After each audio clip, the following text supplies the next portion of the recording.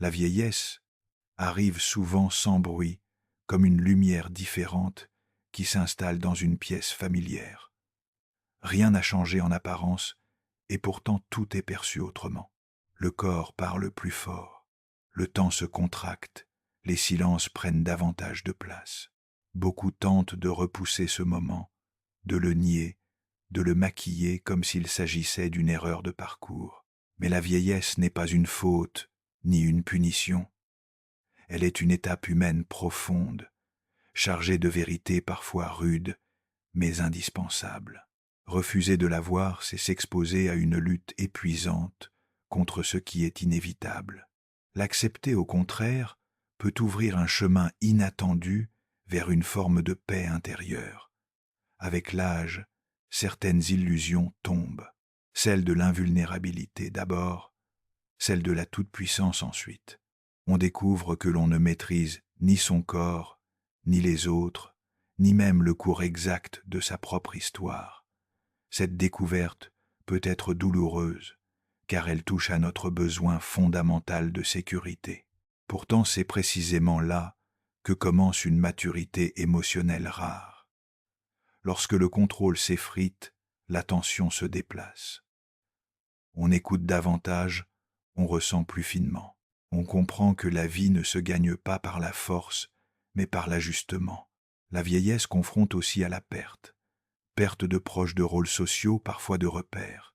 La société moderne parle de cette réalité comme si le chagrin devait rester discret, presque honteux.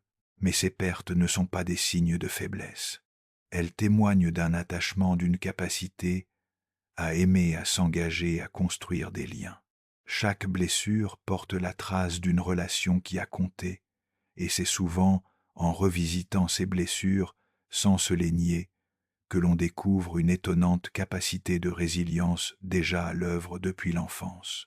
Avec les années, la mémoire ne se contente plus d'accumuler des souvenirs. Elle trie, elle transforme, elle donne du sens. Certains regrets émergent, certaines fiertés aussi.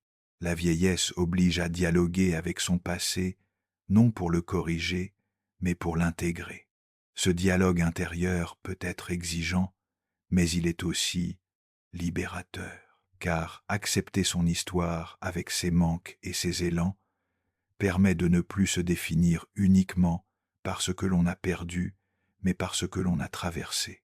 Il y a cette vérité ultime que l'on approche sans jamais vraiment la saisir, la finitude. Savoir que le temps est compté change la valeur de chaque instant.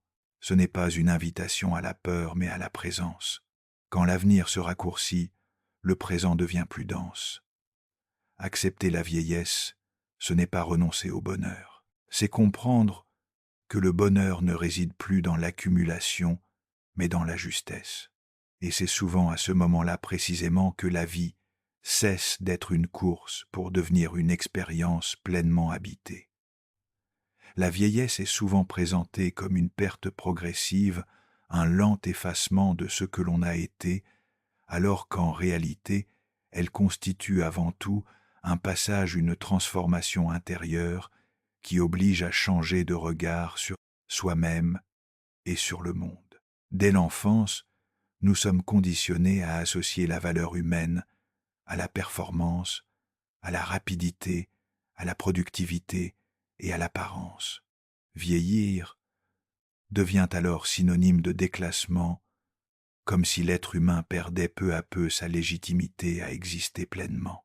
Cette vision est profondément réductrice et source de souffrance, car elle pousse les individus à lutter contre un processus naturel, au lieu de l'habiter consciemment. Comprendre la vieillesse comme un passage permet de sortir de cette logique de déclin pour entrer dans une dynamique de réajustement intérieur. Ce passage ne se manifeste pas brutalement, mais par une accumulation de signaux subtils. Le corps impose un nouveau rythme moins docile, plus exigeant. Les automatismes disparaissent. Les gestes demandent davantage d'attention. Là où la jeunesse avançait dans l'élan, la vieillesse invite à la présence. Ce ralentissement, souvent vécu comme une contrainte, peut devenir une ressource psychique majeure lorsque le regard intérieur change. En acceptant que le corps ne soit plus un instrument de domination, mais un partenaire fragile, l'individu apprend à écouter au lieu d'imposer, à composer plutôt qu'à forcer. Ce déplacement intérieur transforme l'expérience du temps qui cesse d'être un ennemi pour devenir un espace à habiter avec plus de conscience. La vieillesse impose également un changement de regard identitaire. Pendant des décennies, l'individu s'est défini par ses rôles sociaux, ses fonctions, son utilité visible. Avec l'âge, certains de ces rôles s'effacent ou se transforment, laissant parfois un vide angoissant. Pourtant, ce vide n'est pas une absence, mais une invitation à redéfinir son identité en dehors de la performance. Il devient possible de se reconnaître non plus pour ce que l'on fait, mais pour ce que l'on est. Cette transition est difficile car elle oblige à renoncer à des repères rassurants, mais elle ouvre aussi la voie à une forme de liberté intérieure rarement accessible plus tôt dans la vie.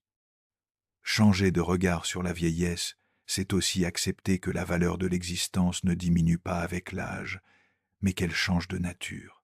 L'expérience accumulée, les épreuves traversées, les blessures surmontées, constituent un capital émotionnel immense. Là où la société voit souvent de l'usure, il existe, en réalité, une profondeur accrue. Les émotions deviennent plus nuancées, les jugements moins impulsifs, la compréhension des autres plus empathique. Cette maturité affective n'est pas spectaculaire. Elle ne se mesure pas, mais elle irrigue silencieusement les relations et donne à la parole une densité particulière. Voir la vieillesse comme passage implique également une réconciliation avec l'impermanence. L'individu prend conscience que rien ne peut être figé, ni le corps, ni les relations, ni les certitudes. Cette prise de conscience peut générer une grande insécurité intérieure si elle est vécue comme une menace. Mais lorsqu'elle est intégrée, elle favorise une sagesse pratique fondée sur l'adaptation et l'acceptation. L'être humain cesse de s'agripper à ce qui fuit et apprend à trouver de la stabilité dans le mouvement même de la vie. Cette posture intérieure réduit considérablement la souffrance psychique liée à la peur du vieillissement. Considérer la vieillesse comme un passage et non comme un déclin permet de redonner du sens à cette période de la vie. Elle devient un temps d'intégration où l'histoire personnelle peut être revisitée sans urgence, où les contradictions trouvent une place, où les blessures cessent d'être uniquement des sources de douleur pour devenir des éléments de compréhension de soi. Ce changement de regard intérieur ne supprime ni les pertes ni les limites, mais il modifie radicalement la manière de les vivre, transformant une étape redoutée en un espace possible de réconciliation intérieure et de lucidité profonde. Avec l'avancée en âge, l'illusion de contrôle qui a longtemps structuré l'existence commence à se fissurer. Durant la jeunesse et l'âge adulte, l'individu se construit autour de l'idée qu'il peut orienter sa vie par la volonté, l'effort et l'anticipation. Cette croyance n'est pas entièrement fausse, mais elle repose sur une période où le corps répond, où l'avenir semble vaste et où les conséquences du temps restent abstraites. La vieillesse met progressivement en lumière les limites de cette illusion. Le corps ne suit plus toujours les injonctions de l'esprit. Les projets doivent être révisés. L'imprévu prend une place grandissante. Cette perte de maîtrise est souvent vécue comme une atteinte à la dignité, alors qu'elle constitue, en réalité, un ajustement psychique essentiel. L'illusion de contrôle agit comme un mécanisme de protection. Elle permet de se sentir en sécurité dans un monde incertain. Avec l'âge, cette protection devient fragile, voire contre-productive.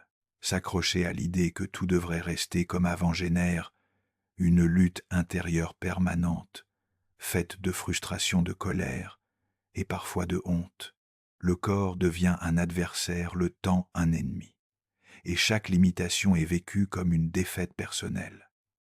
Cette posture épuise les ressources psychiques et accentue le sentiment de perte. Le véritable tournant ne réside pas dans la reconquête du contrôle, mais dans l'apprentissage du lâcher-prise.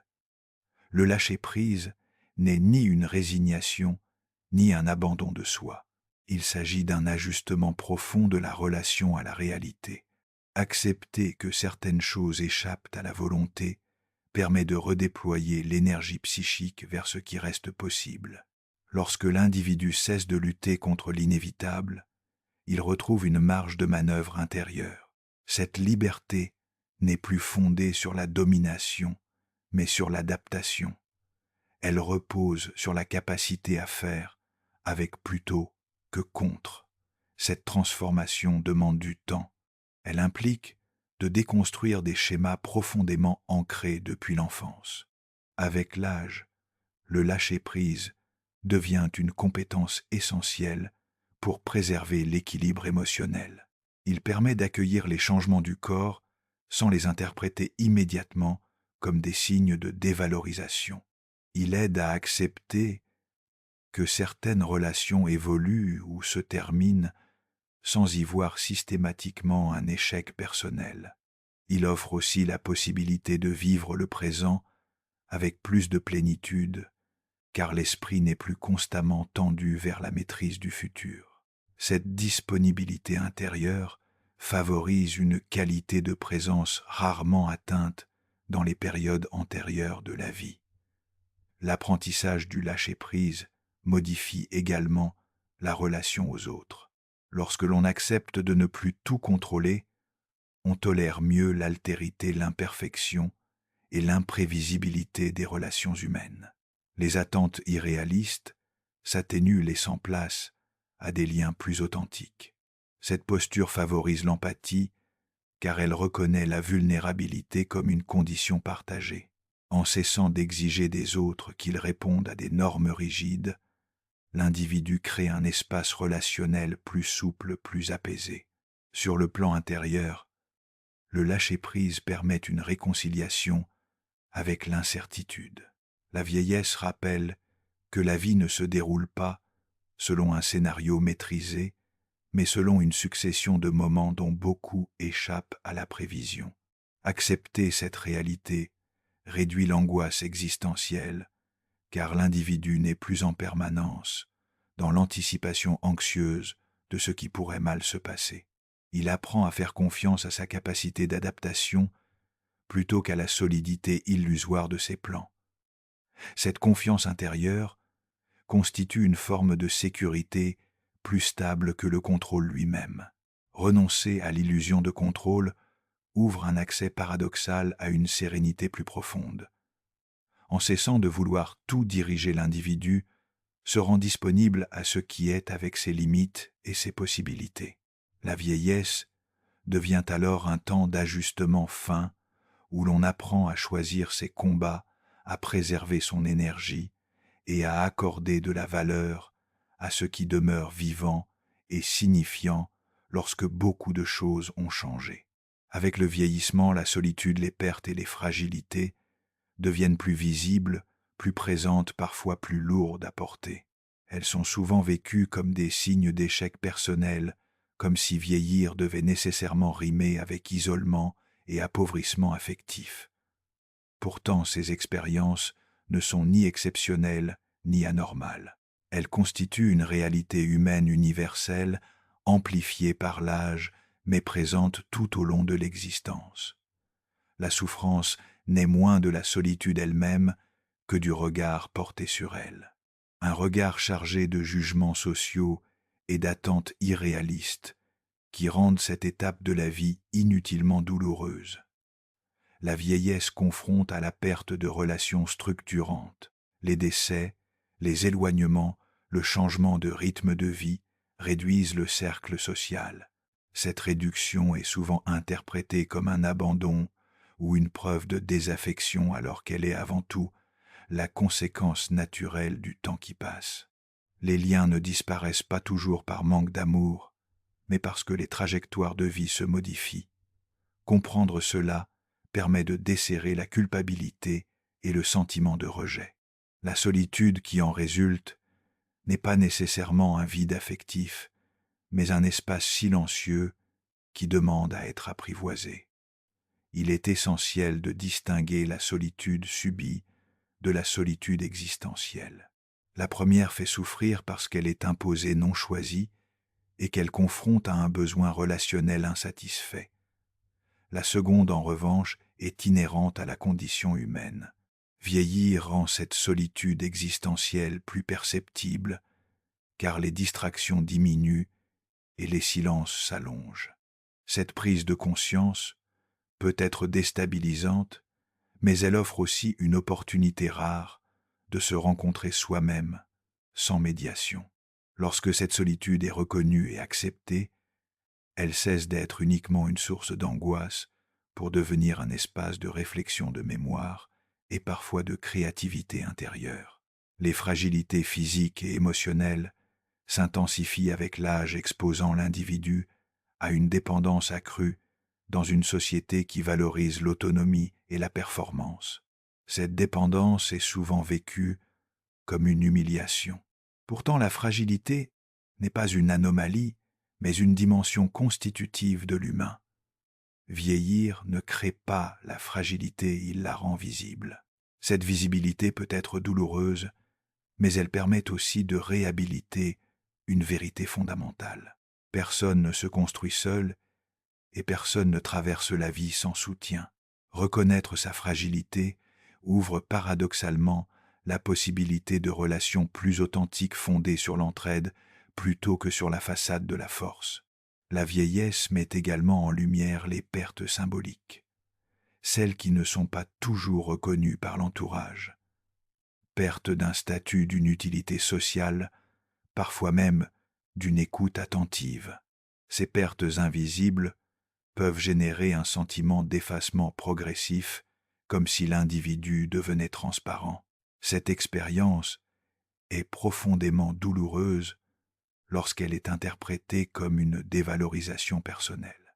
Il s'agit souvent d'un reflet des limites collectives à reconnaître la valeur de l'expérience et de la présence indépendamment de la productivité.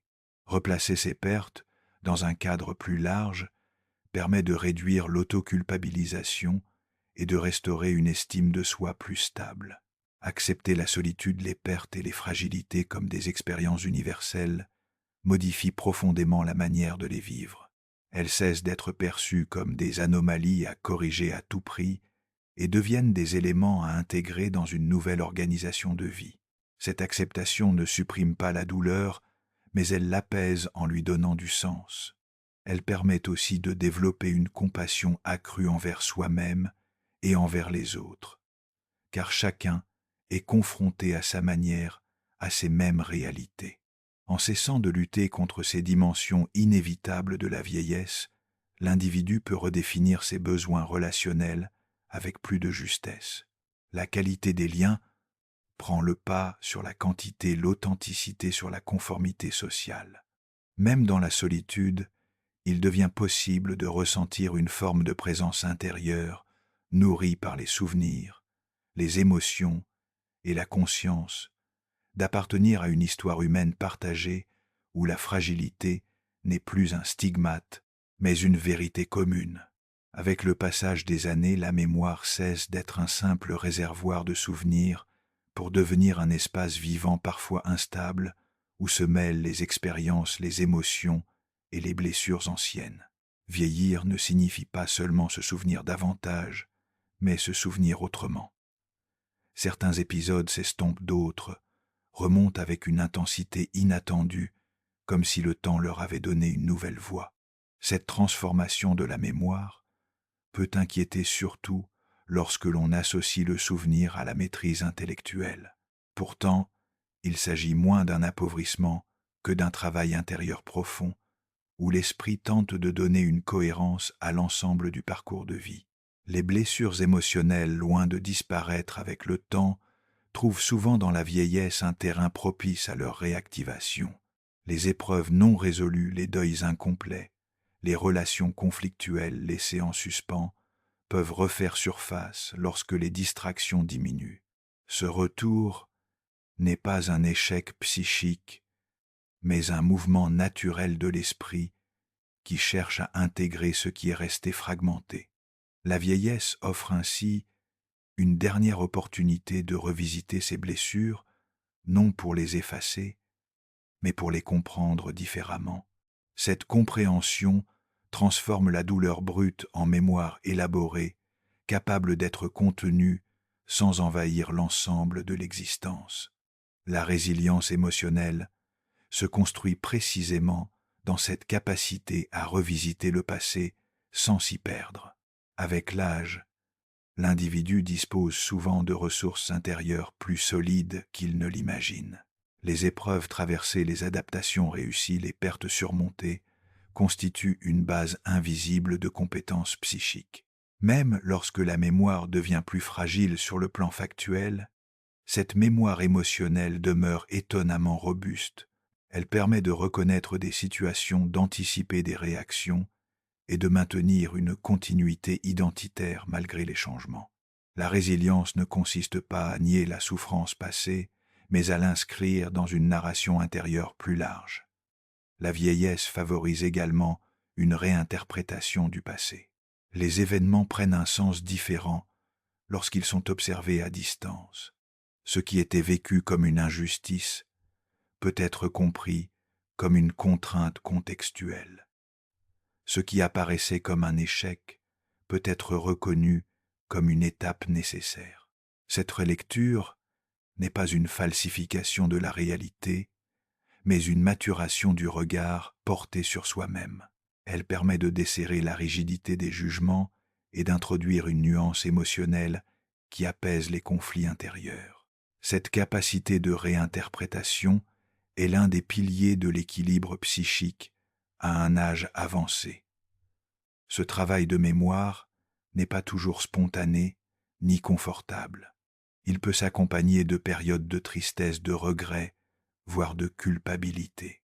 La tentation est alors grande de fuir ces pensées ou de les considérer comme des signes de faiblesse.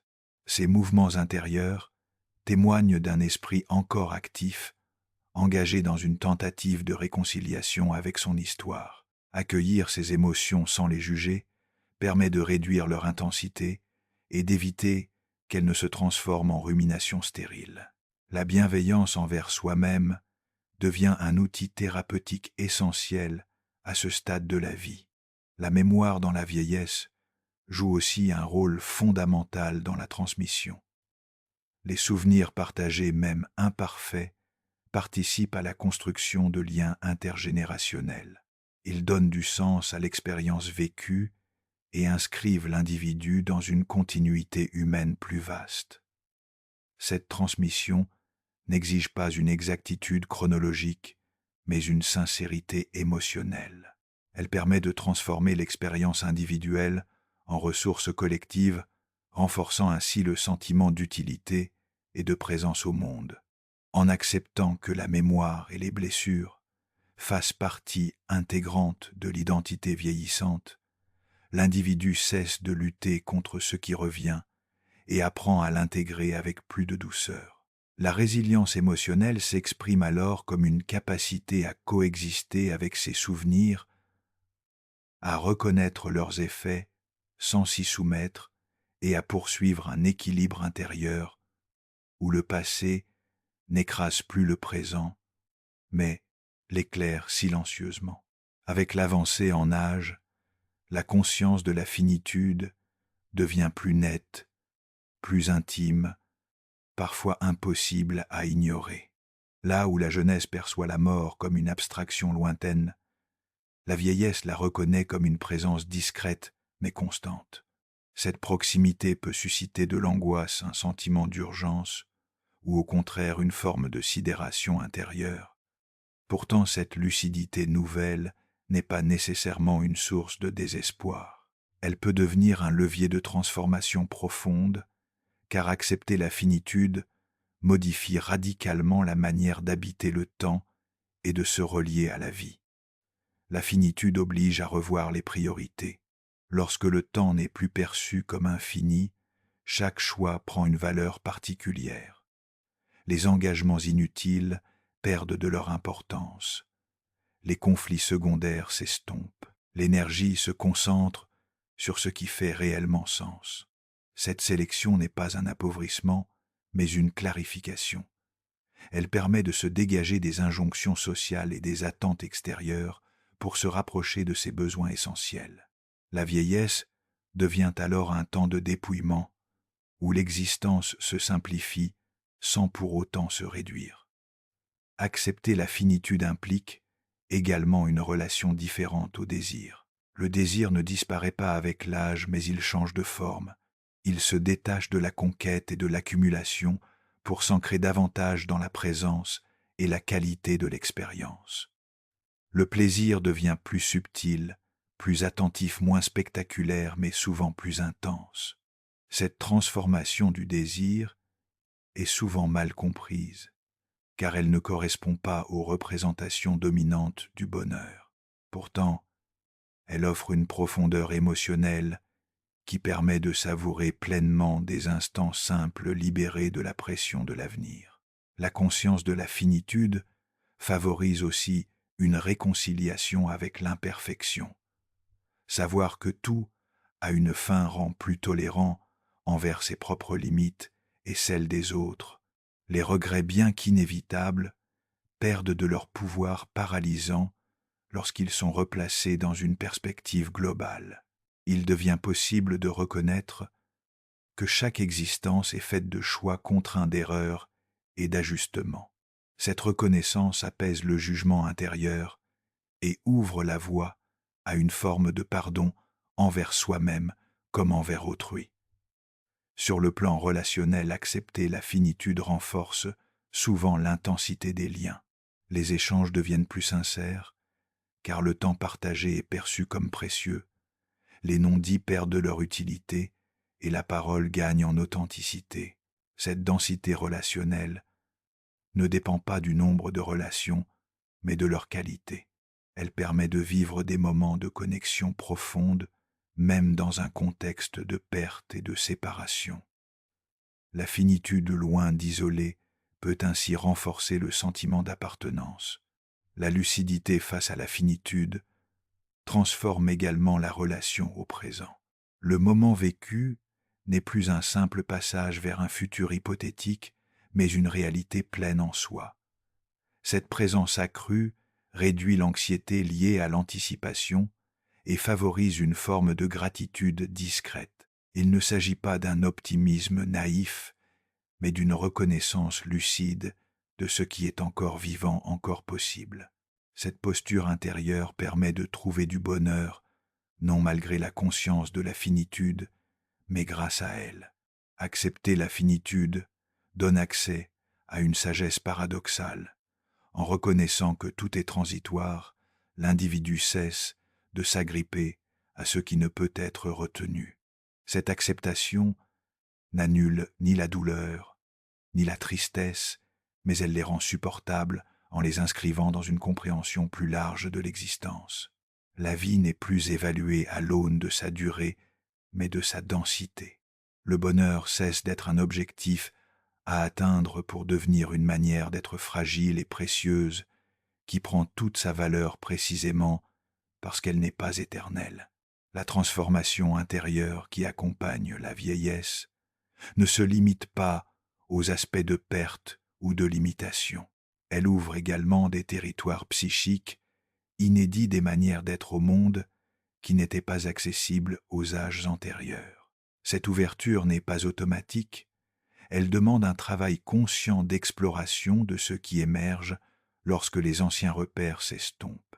Car vieillir, c'est aussi découvrir en soi des ressources insoupçonnées, des formes de créativité qui naissent précisément de la contrainte et de la limitation. Lorsque certaines capacités diminuent, d'autres se révèlent ou se renforcent. L'intuition, par exemple, prend souvent une place plus importante dans les décisions quotidiennes. L'expérience accumulée permet de percevoir des nuances que la jeunesse ne sait pas encore reconnaître. Cette intelligence différente, moins rapide, peut être mais plus profonde, constitue un véritable capital humain. Elle se manifeste dans la capacité à saisir l'essentiel d'une situation à anticiper les conséquences émotionnelles des actions, à offrir une perspective apaisante dans les moments de crise. Cette forme de sagesse pratique ne s'apprend pas dans les livres, elle se construit à travers l'expérience vécue. La créativité elle-même évolue avec l'âge. Libérée des contraintes de performance et de reconnaissance sociale, elle peut s'exprimer de manière plus authentique, plus libre.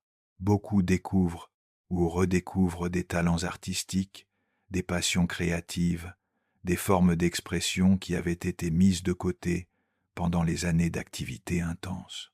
Cette créativité tardive n'a pas la fougue de la jeunesse, mais elle possède une maturité émotionnelle qui lui donne une profondeur particulière.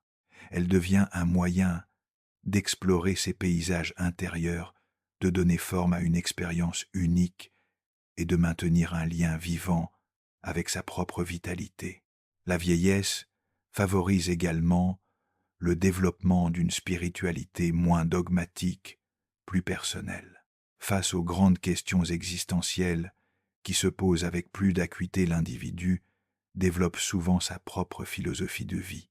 Cette spiritualité peut puiser dans des traditions religieuses, mais elle s'enrichit surtout de l'expérience personnelle, de la confrontation avec la fragilité et la finitude.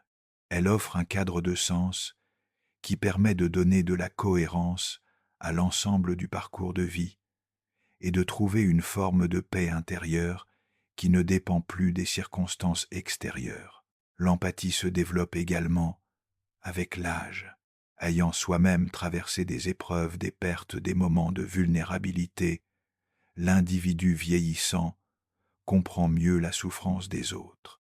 Cette compréhension ne reste pas théorique, elle se traduit par une capacité d'écoute plus profonde, une présence plus authentique. Les jugements moralisateurs s'atténuent au profit d'une acceptation plus large de la complexité humaine. Cette évolution transforme les relations et permet de créer des liens plus vrais, basés sur la reconnaissance mutuelle de la fragilité, plutôt que sur des idéaux de perfection. Le rapport au temps lui-même se transforme profondément. Alors que la jeunesse vit dans l'urgence de l'avenir, la vieillesse apprend à habiter le présent. Cette présence n'est pas passive, elle est au contraire très active, mais d'une activité différente. Il s'agit moins de produire ou d'acquérir que d'être pleinement là dans chaque instant. Cette qualité de présence transforme l'expérience quotidienne. Les petits plaisirs prennent une saveur nouvelle. Les moments de beauté sont perçus avec plus d'intensité. La vie ordinaire révèle sa richesse cachée. La vieillesse offre aussi l'opportunité de se réconcilier avec des parts de soi qui avaient été négligées ou refoulées. Les contraintes sociales et professionnelles s'atténuant, il devient possible d'explorer des aspects de sa personnalité qui n'avaient pas eu l'occasion de s'exprimer. Cette réconciliation intérieure apporte une forme d'unité psychique, une cohérence entre ce que l'on est et ce que l'on montre, qui peut être source d'un sentiment profond d'authenticité. La transmission devient également un enjeu central, non pas seulement la transmission matérielle, mais celle des valeurs de l'expérience de la sagesse accumulée. Cette fonction de passeur donne un sens nouveau à l'existence. Elle permet de s'inscrire dans une continuité qui dépasse la durée de vie individuelle. Transmettre, c'est aussi une manière de lutter contre la finitude, en laissant quelque chose de soi dans le monde et chez les autres. Ces ouvertures nouvelles ne compensent pas les pertes liées à l'âge, mais elles révèlent que la vieillesse n'est pas seulement une phase de déclin, c'est aussi un territoire d'exploration psychique où émergent des possibilités inédites. Reconnaître ces potentialités permet de vivre cette période avec plus de richesse et moins d'amertume. La vieillesse devient alors non pas la fin d'une histoire, mais l'ouverture d'un chapitre différent porteur de ses propres beautés et de ses propres découvertes. Dans cette phase ultime de l'existence, l'individu se trouve face à un défi paradoxal. Comment continuer à grandir intérieurement alors que le corps vieillit, comment trouver du sens et de la joie dans un contexte marqué par les limitations et les pertes. Cette tension apparente révèle en réalité l'une des richesses les plus profondes de l'expérience humaine, la capacité à évoluer psychiquement indépendamment des contraintes physiques et sociales. La vieillesse enseigne une forme particulière de courage. Non pas le courage héroïque de la jeunesse qui se lance dans l'action, mais le courage plus discret de continuer à être pleinement humain malgré les difficultés. Ce courage se manifeste dans la capacité à maintenir des liens affectifs malgré les pertes, à préserver sa dignité, malgré les humiliations possibles, à garder une ouverture au monde malgré le rétrécissement des possibilités. Cette forme de bravoure quotidienne, souvent invisible, mérite d'être reconnue et célébrée. L'acceptation de la vieillesse ne signifie pas la passivité ou la résignation. Elle ouvre au contraire la voie à une forme d'action plus juste, plus mesurée. Libéré des illusions de toute puissance, l'individu peut agir en fonction de ses possibilités réelles. Cette action devient plus efficace parce qu'elle ne gaspille plus d'énergie dans des combats impossibles. Elle se concentre sur ce qui peut véritablement être transformé, amélioré ou embelli. La beauté elle-même prend un sens nouveau avec l'âge. Elle ne réside plus dans l'éclat de la jeunesse, mais dans la profondeur du regard, la richesse des expressions, la noblesse des attitudes forgées par l'expérience. Cette beauté intérieure, qui transparaît malgré ou à travers les marques du temps, constitue l'une des révélations les plus touchantes de la vie